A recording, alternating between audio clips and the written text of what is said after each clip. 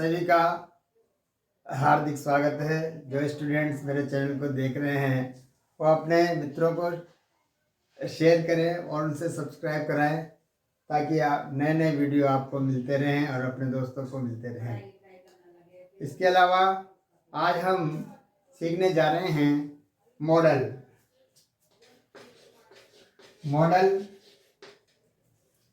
इसका फॉर्मूला होता है subject modal verb plus object.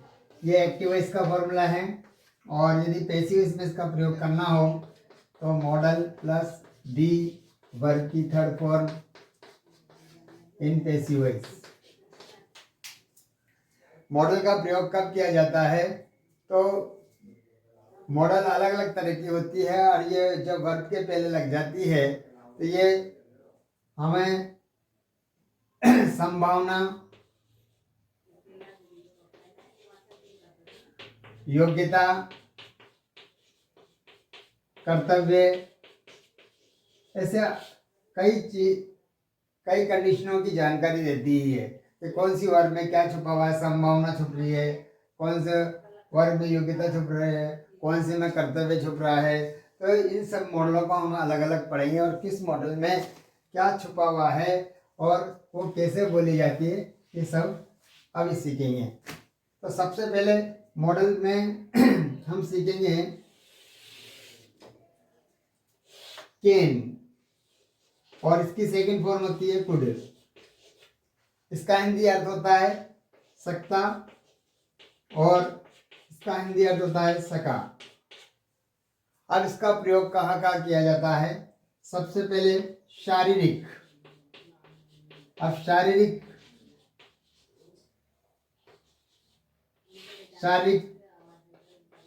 योग्यता हो, शक्ति हो,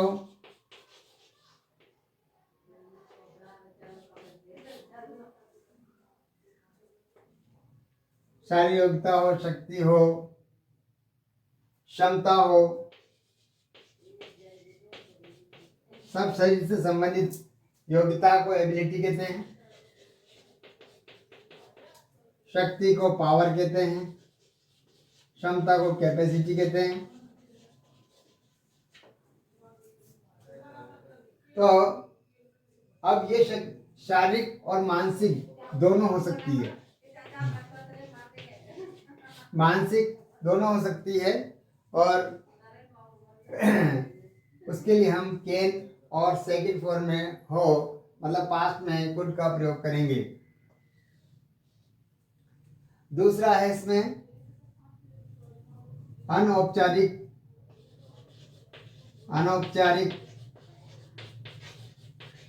अनुमति व आदेश। सबसे पहले समझना पड़ेगा कि अनौपचारिक अनुमति आदेश किसे कहते हैं। अनौपचारिक का मतलब होता है जहाँ जरूरी नहीं समझा जाता। तो परमिशन लेना ऑफिस में और स्कूल में समझा जाता है जरूरी, लेकिन अपने मित्रों के घरों पे, अपने रिश्तेदारों के घरों पे ऐसा समझा नहीं जाता। तो वहाँ जब भी तुम जाओगे आओगे तो कोई परमिशन लेना अनौपचारिक कहलाएगा। तीसरा है निश्चित संभावना। निश्चित संभावना को कहते हैं सर्टेन पॉसिबिलिटी।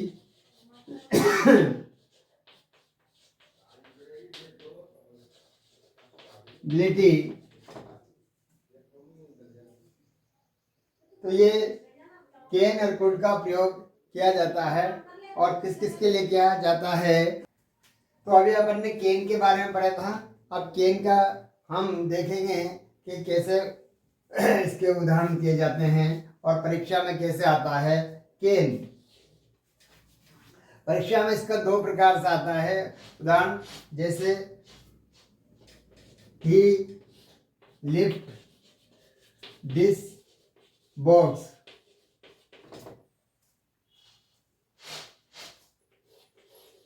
कैन में एक तो ऑप्शन में आता है तो लिफ्ट दिस बॉक्स वो बॉक्स को उठा सकता है, और ये एक शारीरिक योग्यता है। उठाना क्या है? उठाने से पता लग रहा है जो योग्यता है वो शारीरिक योग्यता या शारीरिक शक्ति, योग्यता, शक्ति, ये सब किसमें आते हैं? केन में। तो हम यहाँ पर केन भरेंगे।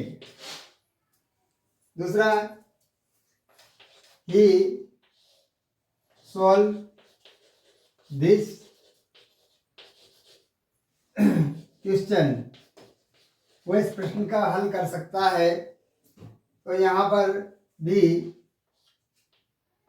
केन और में से हम, यहाँ पर मानसिक योग्यता है उसके पास, क्योंकि प्रश्न को मानसिक योग्यता बता रही है, प्रश्न हल करना एक मानसिक योग्यता है, और मानसिक योग्यता के लिए हम केन का प्रयोग करेंगे।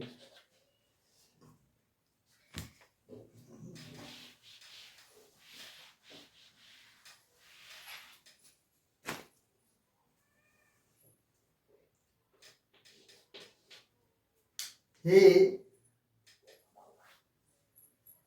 you go from here, can और में, यहाँ कह रहा है यहाँ से तुम जा सकते हो, लेकिन यहाँ एक शब्द नहीं लगाया कि ये पता नहीं है कि ये ऑफिस का मामला है या स्कूल का मामला है। तो यहाँ हमें अनौपचारिक अनुमति आदेश मानना पड़ेगा और केन का प्रयोग करना पड़ेगा, इसलिए यहाँ केन का प्रयोग होगा। अब हम सीखेंगे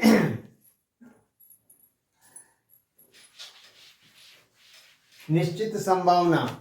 निश्चित संभावना जैसे he is an intelligent student,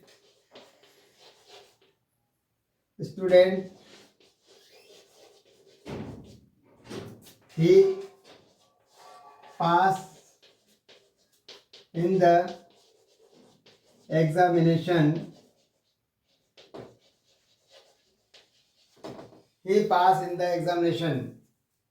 तो वो एक इंटेलिजेंट, वो एक बुद्धिमान छात्र है, और एक बुद्धिमान छात्र की पास होने की संभावना निश्चित होती है, इसलिए यहाँ केन और में से केन का प्रयोग करेंगे। तो ये केन के उदाहरण थे जो तुम्हें दिए गए। अब हम सीखेंगे मॉडल में का प्रयोग।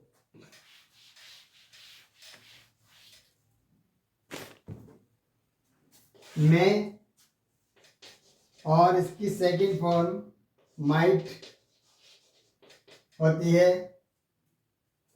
का प्रयोग कब किया जाता है? सबसे पहले अनिश्चित संभावना के लिए इसका प्रयोग किया जाता है। अनिश्चित संभावना, अनिश्चित संभावना, अनिश्चित संभावना के बहुत सारे वर्ड्स हैं जो प्रकट करते हैं लाइकली टू, perhaps,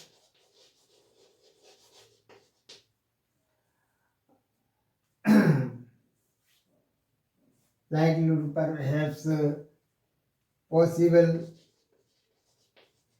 या possibility, ऐसे कुछ वर्ड्स आ जाते हैं। तो ये संभावना को प्रकट करने वाले जो भी शब्द हैं वो आते हैं, तो में का प्रयोग किया जाता है। दूसरा, इसका प्रयोग शुभ कामना, आशीर्वाद के लिए भी होता है। शुभ कामना, आशीर्वाद, बद्दुआ, इन सब के लिए में का प्रयोग किया जाता है। तीसरा, औपचारिक अनुमति आदेश। औपचारिक, पहले था अनौपचारिक, अब औपचारिक अनुमति वो आदेश। तो फॉर्मल परमिशन एंड ऑर्डर, इसके लिए भी अनिश्चित संभावना के लिए मैक और माइट का प्रयोग किया जाता है। अब आगे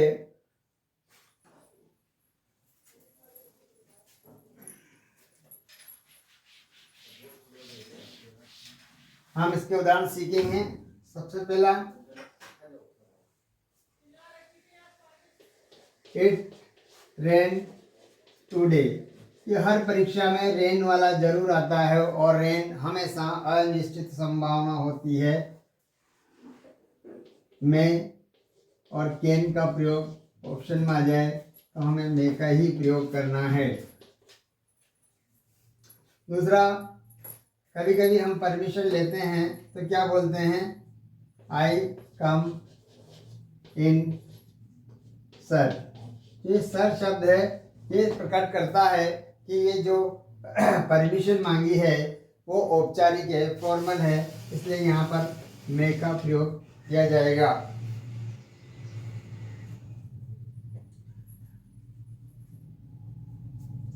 यू में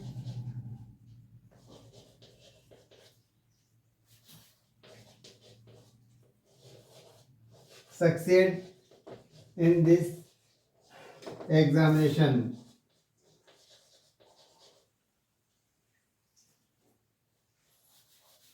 May you succeed in this examination. अगर ऐसा एक्सक्लेमेशन साइन हो तो मॉडल को यहाँ पर हम पहले लिखेंगे और ये शुभकामना प्रकट करता है कि तुम इस परीक्षा में भगवान करे तुम पास हो जाओ। प्रेयर हो तो भी शुभकामना हो तो गो मे का प्रयोग होता है। बद्दुआ हो तो भी मे का प्रयोग होता है, जो बताया था। जैसे may you go to hell, तुम नरक में पड़ो। इसका मतलब बद्दुआ दे रही है, जो भी है, तो भी यहाँ पर हम मे का प्रयोग करेंगे। तो मे का प्रयोग हमने सीखा है अनिश्चित संभावना के लिए, फॉर्मलिटीज के लिए, या permission, formal permission and order के लिए, और शुभकामना, आशीर्वाद और बद्दुआओं के लिए। इसके बाद मे के बाद हमारा प्रयोग सीखेंगे हम शेल। शेल शेल ये एक हेल्पिंग वर्ब है और एक मॉडल भी है का प्रयोग। लेकिन हेल्पिंग वर्ब कब काम करती है और मॉडल का कब काम करती है, ये हमें समझना पड़ेगा। यदि आई और वी के साथ शेल का प्रयोग हो तो ये हेल्पिंग वर्ब का काम करेगी, लेकिन इन दोनों के साथ विल का प्रयोग हो तो ये मॉडल का काम करेगी। उसी प्रकार आई वी को छोड़कर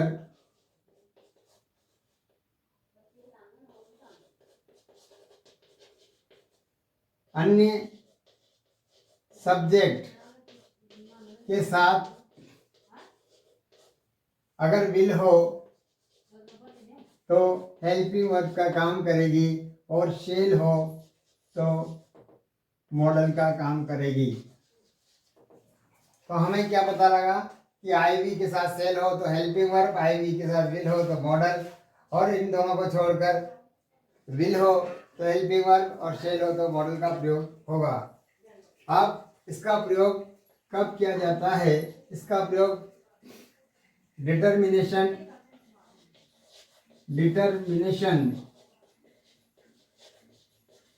किसी कार्य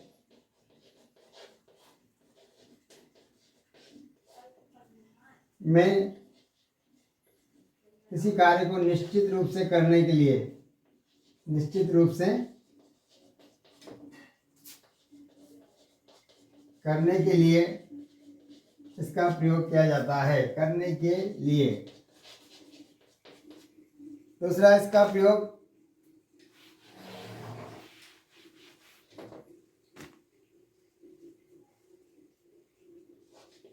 प्रोमिस, प्रोमिस अर्थात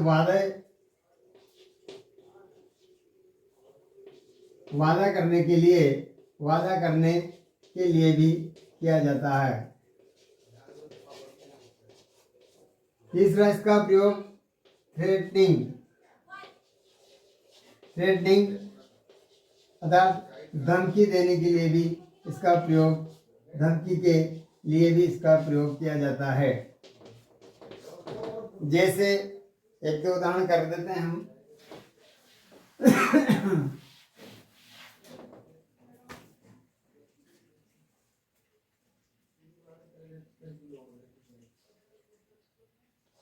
I come here tomorrow। अब यहाँ लिख दिया, इस वाक्य में वो प्रॉमिस कर रहा है, तो हमें प्रॉमिस कर रहा है तो प्रॉमिस के लिए आई के साथ विल का प्रयोग करना पड़ेगा।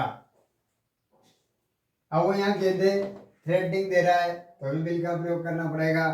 तो ही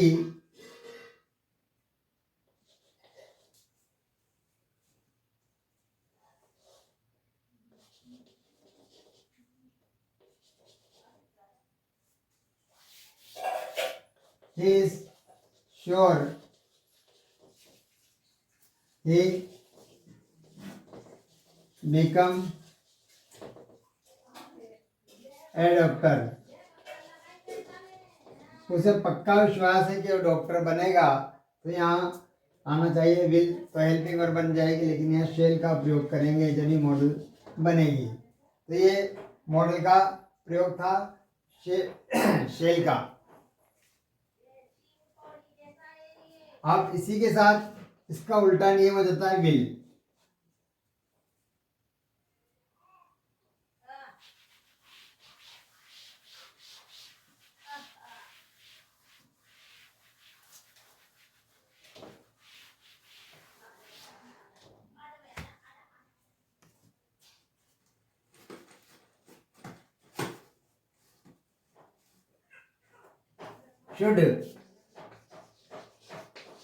शुड का प्रयोग हिंदी अर्थ होता है चाहिए, और जो कैन और मैं इनकी हिंदी होती है सकता, सका। इसका प्रयोग कब किया जाता है? सबसे पहले इसका प्रयोग सलाह, एडवाइस के लिए इसका प्रयोग किया जाता है। जितने भी तुम सलाह दोगे, तुम्हें हरी सब्जी खाना चाहिए, you should eat green vegetables, तुम्हें जल्दी उठना चाहिए, you should get up early in the morning, तो सब शुड का प्रयोग करेंगे। दूसरा सजेशन, सुझाव के लिए भी इसका प्रयोग, क्योंकि ये मिलता जुलता है सलाह और सुझाव, तो सजेशन के लिए भी हम इसका प्रयोग करेंगे। सजेशन के बाद तीसरा है कर्तव्य। यहाँ कर्तव्य कई प्रकार के होते हैं, सारे कर्तव्य को इसमें लिया जाता है। परिवार के कर्तव्य को छोड़कर पारिवारिक कर्तव्य के लिए ought to का प्रयोग होता है, और बाकी सभी कर्तव्य के लिए should का प्रयोग किया जाता है। इसे कहते हैं ड्यूटी। तो सलाह, सुझाव और कर्तव्य। एक शब्द है हेड बेटर, जो इसको हटाने के लिए एक परमानेंट स्ट्रक्चर है जिसमें हेड बेटर का प्रयोग किया जाता है, बेटर वर्ब की फर्स्ट फॉर्म। इसको भी इसको हटाकर शुड का प्रयोग किया जाता है। और तो इस प्रकार ये शुड के रूल्स हैं कि कहाँ कहाँ शुड का यूज होता है।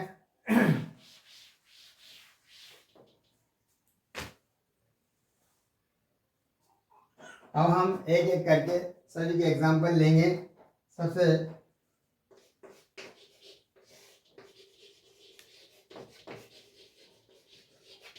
देखो, यहाँ तुम्हें कठिन परिश्रम करना चाहिए, तो शुड और मैं या कोई भी गलत मॉडल यहाँ लिख दो, लेकिन हमें कर्तव्य प्रकट कर रहा है, शुड का प्रयोग करना पड़ेगा। यू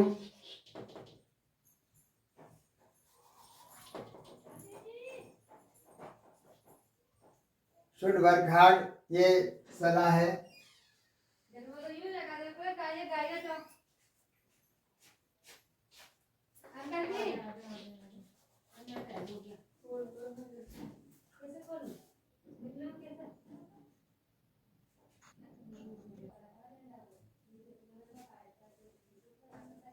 इसके बाद शुड के बाद वुड का प्रयोग होता है। वुड, वुड का प्रयोग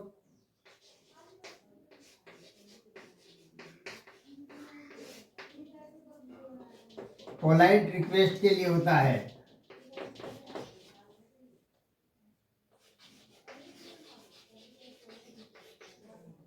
एक रिक्वेस्ट होती है जिसके लिए तो कुड का प्रयोग होता है, एक पोलाइट रिक्वेस्ट होती है जिसे निवेदन, और एक होता है विनम्र निवेदन। विनम्र निवेदन, दोनों निवेदन में अंतर है।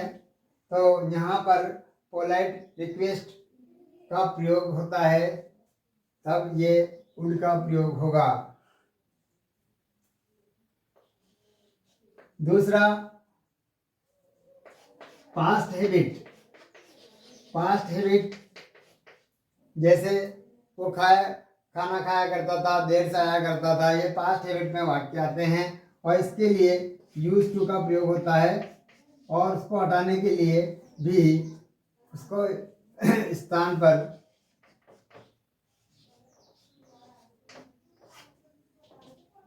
वुड का प्रयोग होता है।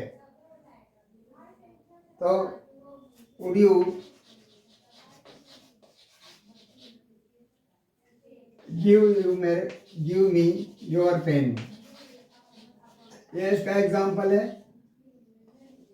यहाँ पर विनम्र निवेदन है और इसको जब बोला जाता है तो कृपा करके, ये शब्द लगा के बोला जाता है, कृपा करके आप मुझे आपका पेन दोगे। और दूसरा होता है कृपया आप मुझे पेन दीजिए। तो यहाँ पर पास्ट हैबिट में यूज टू की जगह इसका प्रयोग किया जाता है। आगे मॉडल्स में इंपॉर्टेंट है मस्ट। मस्ट, मस्ट का अर्थ होता है चाहिए और पड़ेगा। अब ये दोनों शब्द क्या प्रकट करते हैं? प्रयोग। तो सबसे पहला इसका प्रयोग अनिवार्यता के लिए, मतलब कोई चीज कंपलसरी हो उसके लिए। बाध्यता, बाध्यता इसको व्यवस्था भी कहते हैं, के लिए प्रयोग किया जाता है। ऑब्लाइजेशन,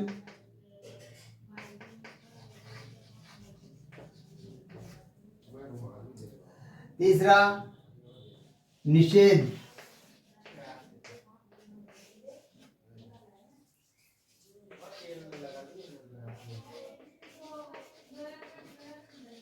किसी कार्य के लिए मना किया हो, अगर फिर वो कर दें तो उसकी हमें सजा मिलती है, चाहे आर्थिक रूप से मिले, कैसे भी मिले, तो वो प्रोहिबिशन कहलाती है, निषेध कहलाती है। तो उसके लिए भी मस्ट नॉट का प्रयोग किया जाता है।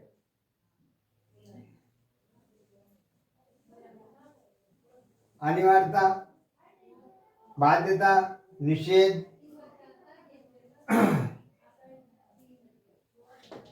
के लिए इनका प्रयोग किया जाता है। और भी बहुत सारे शब्द हैं, पर इन्हीं से मिलते जुलते शब्द हैं जो बनते हैं। अब हम एक एक का उदाहरण ले लेते हैं। यहाँ पर अनिवार्यता, ठीक है। You come in school uniform, uniform, आपको स्कूल गणवेश में ही आना पड़ेगा, या आपके लिए कंपलसरी है, इसलिए मस्ट का प्रयोग होगा। दूसरा है लास्ट ट्रेन,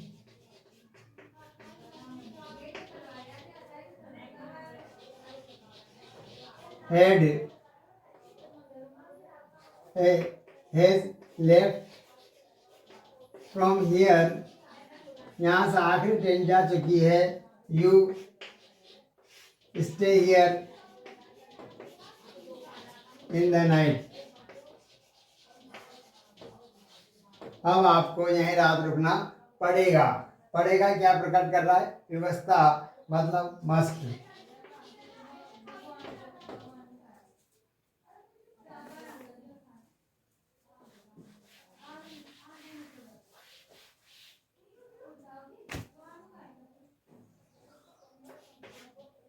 यू